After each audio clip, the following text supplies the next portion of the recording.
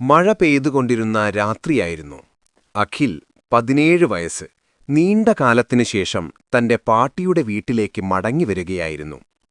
ഗ്രാമത്തിന്റെ അറ്റത്തുള്ള ആ പഴയ വീട് വർഷങ്ങളായി അടഞ്ഞുകിടക്കുകയായിരുന്നു. പാട്ടി മരിച്ച ശേഷം അവിടെ ആരും താമസിച്ചിരുന്നില്ല. അവിടെ ആരും പോകരുത്, പാട്ടി പലപ്പോഴും പറഞ്ഞിരുന്ന വാക്കുകൾ അവന്റെ മനസ്സിൽ മടങ്ങിമറഞ്ഞു. വീട്ടിന്റെ വാതിൽ തുറക്കുമ്പോൾ പഴയ മരവാസനയും പൊടിയും ചേർന്നൊരു തണുത്ത കാറ്റ് അവന്റെ മുഖത്ത് തട്ടി. വീട് ശൂന്യമായിരുന്നു. പക്ഷേ അതിലൊരു നിശബ്ദതയുണ്ടായിരുന്നു. സാധാരണ നിശബ്ദതയല്ല, എന്തോ ഒഴിച്ചിരിക്കുന്ന പോലെ. വീട്ടിന്റെ വലതുഭാഗത്ത് ഒരു ചെറിയ അറയുണ്ടായിരുന്നു. പാട്ടി ഒരിക്കലും അത് തുറക്കാൻ അനുവദിച്ചിരുന്നില്ല. അഖിൽ ലാന്തേണെടുത്ത് അകത്തു നോക്കി. വാതിൽ അല്പം തുറന്നു. ടക്ക് ടക്ക് ടക്ക്. അകത്തുനിന്ന് എന്തോ തട്ടുന്ന ശബ്ദം. എന്താത്? അവൻ വിറച്ചുപോയി. പക്ഷേ കൗതുകം ഭയത്തെ തോൽപ്പിച്ചു. അറയ്ക്കുള്ളിൽ ഒരു പഴയ കസേരയും ഒരു തകർന്ന കണ്ണാടിയും മാത്രമേ ഉണ്ടായിരുന്നുള്ളൂ. പക്ഷേ കണ്ണാടിയിൽ അവന്റെ പിന്നിൽ ഒരാൾ നിൽക്കുന്നതുപോലെ തോന്നി. അവൻ തിരിഞ്ഞു നോക്കി. ആരുമില്ല. വീണ്ടും കണ്ണാടിയിലേക്ക് നോക്കുമ്പോൾ അവിടെ ആ നിഴൽ ഇനിയും നിന്നു. ആ രാത്രി ഉറങ്ങാൻ ശ്രമിക്കുമ്പോൾ വീണ്ടും ആ ശബ്ദം കേട്ടു. അഖിൽ. വളരെ മന്ദമായൊരു സ്ത്രീ ശബ്ദം. അവൻ എഴുന്നേറ്റു. ശബ്ദം അറയിൽ നിന്നായിരുന്നു. വാതിൽ തുറന്നപ്പോൾ കസേര പതുക്കെ മുന്നോട്ട് നീങ്ങുകയായിരുന്നു. ഇതെങ്ങനെ? അവൻ ഭയത്തോടെ ചിന്തിച്ചു. കണ്ണാടിയിൽ എഴുതിയിരുന്നത്, എന്നെ പുറത്തു വിടൂ. അവന്റെ കൈകൾ തണുത്തുപോയി. അടുത്ത ദിവസം അവൻ ഗ്രാമത്തിലെ പഴയ ചായക്കടയിലേക്ക് പോയി. പാട്ടിയുടെ വീട്ടിൽ എന്തെങ്കിലും സംഭവിച്ചിട്ടുണ്ടോ? അവൻ ചോദിച്ചു. ഒരു മുതിർന്ന ആള് മന്ദമായി പറഞ്ഞു, അവൾ ഒറ്റയ്ക്കല്ലായിരുന്നു അവിടെ.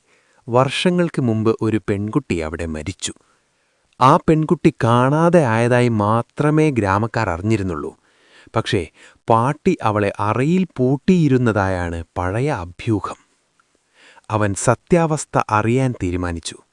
ആ രാത്രി അറയുടെ വാതിൽ പൂർണ്ണമായി തുറന്നു. കണ്ണാടിയിൽ വീണ്ടും ആ നിഴൽ. എന്നെ വിടൂ. ആ ശബ്ദം വ്യക്തമായി. അവൻ കണ്ണാടി തകർക്കാൻ കല്ലെടുത്തു. ചടക്ക്. കണ്ണാടി പൊട്ടിയതോടെ മുഴുവൻ വീട് വിറച്ചു.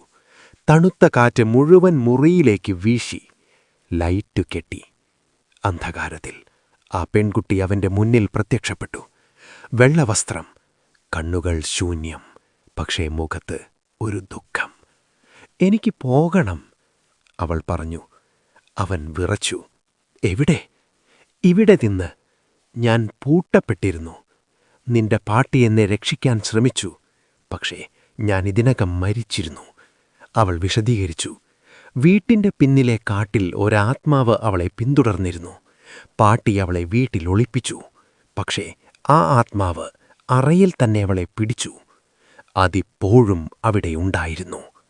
അച്ചാനക് വീട്ടിന്റെ മതിലുകൾക്കു മുകളിൽ കരിഞ്ഞ നിഴൽ പരന്നു. ഒരു ഗുരുതരമായ ശബ്ദം മുഴങ്ങി. നീ അവളെ വിടാൻ പാടില്ല. അതൊരു രൂപമില്ലാത്ത കറുത്ത ആകൃതി. അഖിൽ പിന്നോട്ട് നീങ്ങി. പെൺകുട്ടി അവന്റെ കൈ പിടിച്ചു. ഓടി. വീട് മുഴുവൻ കുലുങ്ങി. അവൻ അറയിൽ നിന്ന് പുറത്തേക്കോടി. പക്ഷേ വാതിലടഞ്ഞു. കറുത്ത നിഴൽ അടുത്തേക്ക് വന്നു. അവൻ പാട്ടിയുടെ പഴയ പ്രാർത്ഥന പുസ്തകമോർത്തു. അത് മേശപ്പുറത്തുണ്ടായിരുന്നു. അവനതെടുത്തു വായിക്കാൻ തുടങ്ങി. ശബ്ദമുയർന്നു. നിഴൽ പിന്നോട്ടു പിന്മാറി. പെൺകുട്ടി പ്രകാശമായി മാറി. നന്ദി, അവരുടെ അവസാന വാക്ക്. പ്രഭാതത്തിൽ എല്ലാം ശാന്തമായി. അറ ശൂന്യമായിരുന്നു. കണ്ണാടി പൊട്ടിയ നിലയിൽ.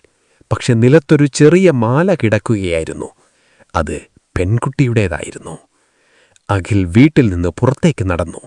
കാടിന്റെ അരികിൽ നിന്നു. പിന്നിൽ നിന്നൊരു ശബ്ദം. അഖിൽ. അവൻ തിരിഞ്ഞു നോക്കി. വീട്ടിന്റെ ജനലാവിൽ കറുത്ത നിഴൽ വീണ്ടും. ഇത് അവസാനമല്ലായിരുന്നു.